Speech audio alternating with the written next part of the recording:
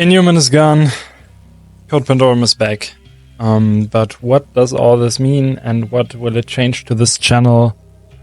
What will happen in the future? That's what I'm going to talk about in this video. So, yeah, I'm excited you're here. I'm excited you're back to another just little update talk video thing. There was a hole in my beard that annoys me. Don't know why it's there, but it is there. But that's another topic for today. So, if you follow me on Instagram, Facebook, Twitter, you might have seen that I announced that I will go back to my old artist name, which is Code Pandorum. I'm pretty sure most of you might be familiar to it. If you are not familiar to it, let me talk about that real quick.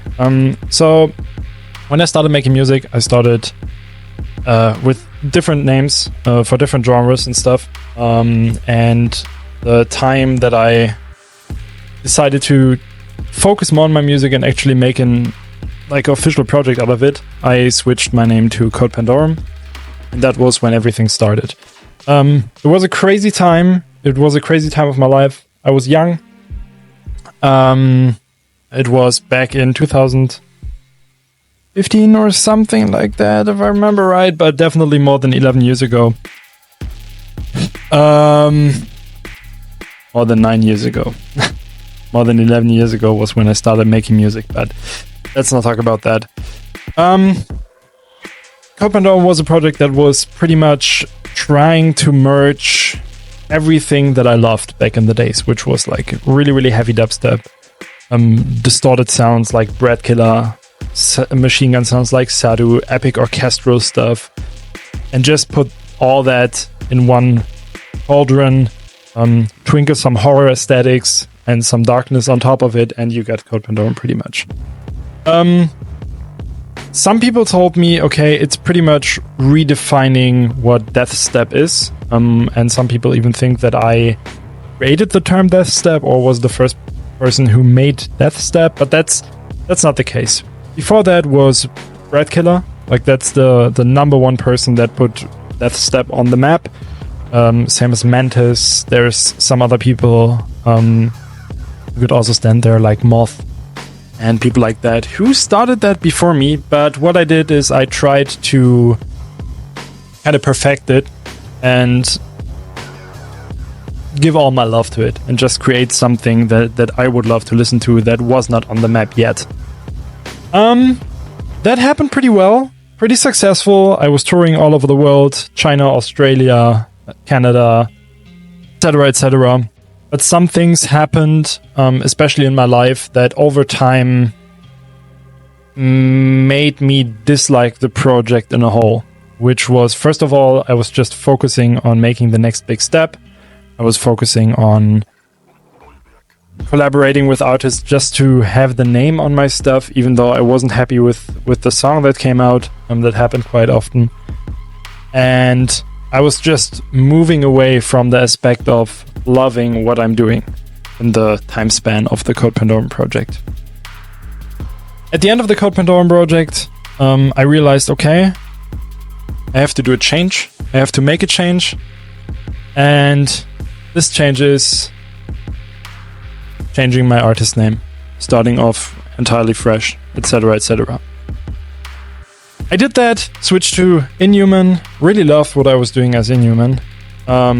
And also I still really, really am flabbergasted by the success that the INHUMAN project has so far. Even though shows have not been that crazy as INHUMAN, everything else was absolutely insane. I got so many collaborative projects going on. I got so much more engagement on my streaming services and stuff. The place went through the roof as INHUMAN, which was crazy, probably because I was opening up my genre a bit more, etc. And just all the opportunities, collaboration, remixes for Illenium, remixes for Cell Dweller, remixes for metal bands like Ghost Kid, remixes for Distant, all that stuff would not have been possible as Code Pandorum with the mindset I was in back in the days as Code Pandorum. Now I announced, okay, you're going back to Code Pandorum. Why is that? Number one reason is I realized a lot. I met my wife in the time span of INHUMAN, pretty much at the beginning of INHUMAN. Well, let's say I met someone there who's now my wife, which is absolutely insane. And I pretty much changed my whole work environment and sorted out people that I don't want to work with, that don't give me positive vibes and don't accept me as who I am.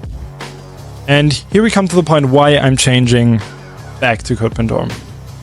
Code Pandorum was created when I was really young. It started as an outlet for myself, just to show the world, okay, that's actually me. That's actually the person, well, not the person I want to be, but that's what's hidden inside of me. And Code Pandorum was always everything that inspired me musical-wise, that inspired me movie-wise, that inspired me aesthetic-wise. It just shaped out of nothing without thinking about, okay, what do I want to create? It just happened naturally, and that's the most crazy gift I could have ever asked for. But I did not saw that back in the days. I did not see that in the time as Code Pandorum. Now looking back to it, I just realized, okay, I need to be myself again. I just need to start making the stuff I love again, instead of trying to look for something in different music that I might love.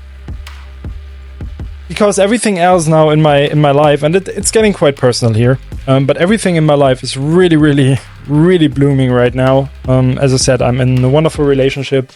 My family supports me like crazy. My family understands me now. And as I said, my whole environment, be it people I work with, be it my friends, just accept me as the person I am now and accept what I'm doing. So I don't have to feel bad anymore to show that dark side of myself to the world. And back in the days, it was really, really hard for me, and it felt like some kind of schizophrenia or something. Not in a bad meaning, but it was really, okay, I want to create this, but in my real life, I have to be this. It just did not work together. It didn't click, and that's why I was feeling bad. My whole environment just shifted, and now I'm finally able to give that back to you guys.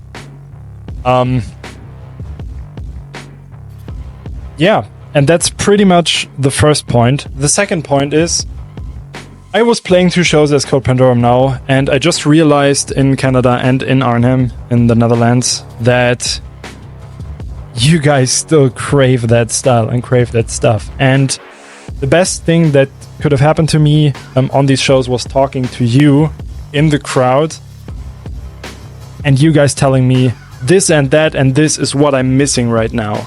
And you told me that in a way that I was thinking, fuck, that's exactly what I'm missing right now. And that was the feeling, the sound, and just the whole vibe and aesthetic of the Code Pandorum project. I was missing it, I am missing it, and I'm really excited to get back to that.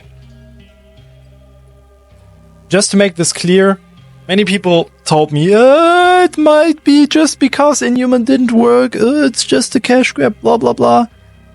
Just to put that down, and I don't want to sound big-headed or put like my dick out and be like, let's see. It's more that I just want to talk openly about this with you guys. And to be honest, since the INHUMAN project, I made more money than I ever did as Code Pandorum. And that's because my environment changed and my work ethic also changed. I really focused on making this as a job instead of just being able to survive from the music and then just living my life, whatever, seeing what happens tomorrow and not planning it out. Now that I'm in a relationship that I'm really happy with and that I want to settle down as a person and just be safe without fucking up my head with like finances and shit, I just took the steering wheel with my wife and was like, okay, this and that and this is what I want to do, and what I can do to make money with this and survive from this. And that's Patreon, that's Twitch, that's YouTube, that's commission work like remixes, that's commission work like production for different metal bands, and that's also commission work like ghost producing, etc., etc. All that sums up in INHUMAN was more successful on the monetary side, for me as a person. Of course, it was not as successful as Code Pandorum when it comes to shows and just live shows. That's the number one aspect that is different now. I was not able to play many live shows because promoters did not understand INHUMAN, and I understand why. And people were not interested to see INHUMAN because it was a new project. And if you see it on the lineup, it doesn't ring a bell, it doesn't click, it doesn't connect immediately because, of course, I can't wipe a 10-year legacy and expect everything to be at the same level right after it. It's not how it works, and even though after playing Rampage as INHUMAN, it was totally clear that I would not be able to, out of nowhere and just like that, bring back the same hype for INHUMAN shows as I was able to bring that stuff for Code Pandorum shows. And that's absolutely fine. It's a learning process for me as well. It was a big change, it is a big change, and everything I achieved as INHUMAN was beautiful. Even if it's just a really, really dope YouTube community here, a crazy, crazy Twitch community, some amazing students I'm teaching frequently now, and especially everything I learned creating all these different genres and stuff. And talking about genres, we come to the next topic. What does this mean for my music, and how does it change my approach on the music, and what will change in that manner? It will change in the way that I'm bringing back the Code Pandorum aesthetic and sound, because I'm missing it so bad. Distorted basses, reeses, in-your-face drums that just slap you through the roof, brutality, distortion, darkness, and still I want to tell stories with this. So it's changing in the way that it's probably getting darker again and more gritty, more violent, just more myself. And it will also change in the way that the quality will improve a lot. And you heard that already on the Pandorum album, which was pretty much a test run for the style I'm trying to aim. So you can see it there. There will be influences of trap, there will be influences of deathstep, if you want to call it that. There will be influences of normal dubstep, of techno, of tear out. I just want to go back to the point where I just did what I love without thinking about it too much. And that's the only way I can do it. Just taking everything that inspires me, putting it in the cauldron, let it bubble a bit, and then see what happens out of that. And as some of you saw on my Instagram, and if you don't follow me there, you should follow me now. It's linked in my link tree and in my bio everywhere. I already made a screenshot that I started to work on a new album. And this album will be the follow-up of Arrival, but of course it will go back to the Code Pandorum roots. Like, I don't want to erase Arrival, I don't want to erase the INHUMAN era. It is a part of this. And the next thing will hopefully blow you away as much as Arrival did, as much as Out of the Devil did, and as much as every album before that did. Just with a completely new quality and a lot more personal, just like the stuff before was. Next question, of course, comes up, and many people asked me in my story, will this change the YouTube channel, and will this change the Twitch? And the good news is no. It will not change. I still want to do the feedback streams, I still want to do the reactions and stuff. I really started to love doing that and just growing this community with you guys. I will still feed my Patreon. And it will just be under the new name, but the content will stay the same, even though I'm trying to bump up the quality a bit more in the next month. And that should just help to get this even more interesting and just make this YouTube thing an even bigger thing, because I really love doing that. Maybe doing more original content. That would be one thing that I want to aim for. Let it be tutorials, let it be challenges, let it be some some other interesting stuff that I find. It will be music related though, obviously. Even though I am going to make a little celebration stream because we just hit 10,000 subs here on my Twitch channel. And we will play Lost in Vivo. It's a game that probably will inspire me a lot because it's really inspired by Silent Hill. I never played it, and we will do a full playthrough. And next Tuesday, streaming time is on my Twitch. So be there if you want to see that. And I think you don't want to miss that, actually. And that's pretty much everything I can say here. One more thing, just to make it as transparent as possible. I will switch all the socials and everything back to Code Pandorum. Facebook, Twitter, YouTube, Patreon, and SoundCloud worked already. The only thing that needs some time is, first of all, Instagram. Instagram is kind of a bitch when it comes to changing the handles and stuff, especially because of my verified badge. But we are working on that. And the next thing after that is Spotify, which is also a pretty big thing, but we will work that out end of February. Why end of February and not directly?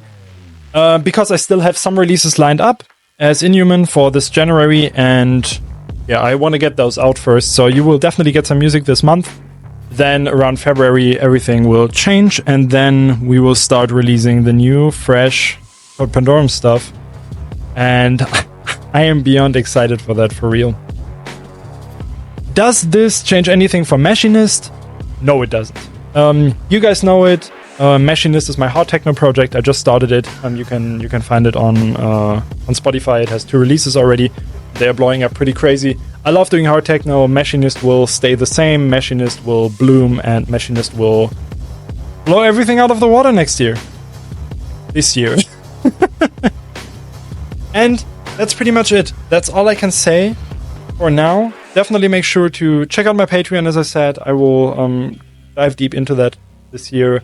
Check out my socials and follow it if you don't do it yet. They should be linked everywhere. And check out my label, Crow's Nest Audio, which will be on a grind this year as well. We planned 3 compilations already for this year. Some crazy huge releases. So thank you for being here. Thank you for listening to me babbling for 20 minutes. And if you have any questions, feel free to drop them in the comments below. I will answer everything here. So yeah, thank you for being here, and thank you for following me on this journey.